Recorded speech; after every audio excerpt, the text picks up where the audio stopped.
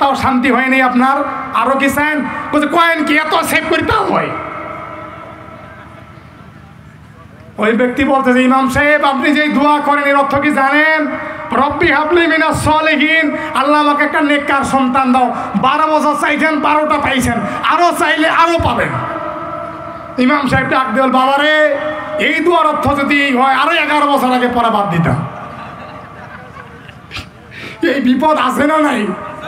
ওই আমাদের সমাজে ইমামদের বেতন নাই, টাকাও কম, অর্থও কম, যোগ্যতাও কম, কিন্তু আমরা সমাজে যাদেরকে ইমামতির দায়িত্ব দিয়েছি এরা কি কোনোদিন ওই কৌটা থেকে টাকা মেরে খেয়েছে? কথা বলেন না কেন? কোন ইমাম কোন মসজিদের খতিব বেতন পায়নি, সংসারে টাকা নাই, সংসারে না খেয়ে আছে, কোনোদিন মসজিদ থেকে টাকা চুরি করেছে? কথা বলেন, চুরি করেছে?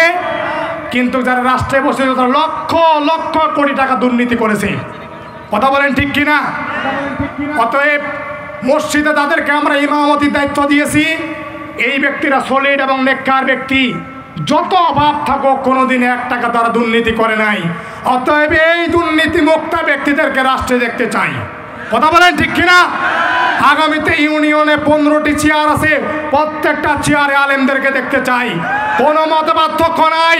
উজু নিয়ে আমাদের সমস্যা, আমাদের হাত বাঁধা নিয়ে সমস্যা, আমিন বলে সমস্যা, জোরে মিলাদ না আসতে মিলাদ সমস্যা, সব মতপার্থক্য ভুলে গিয়ে এক প্ল্যাটফর্মে এসে আগামীর দেশ, কোরআনের দেশ কায়েম করতে চাই।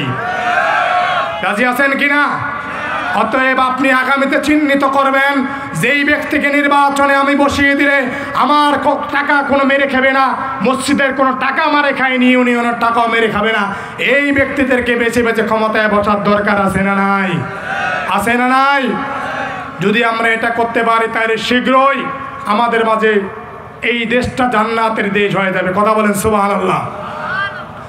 হাদিসের দিকে যাই, শেষ করতেছি। ইল্লা ওয়াহিদা, একটি দল যাবে জান্নাতে। বলেন তো কয়টা? সাহাবায়ে কেরাম জিজ্ঞাসা করলো, ইয়া রাসূলুল্লাহ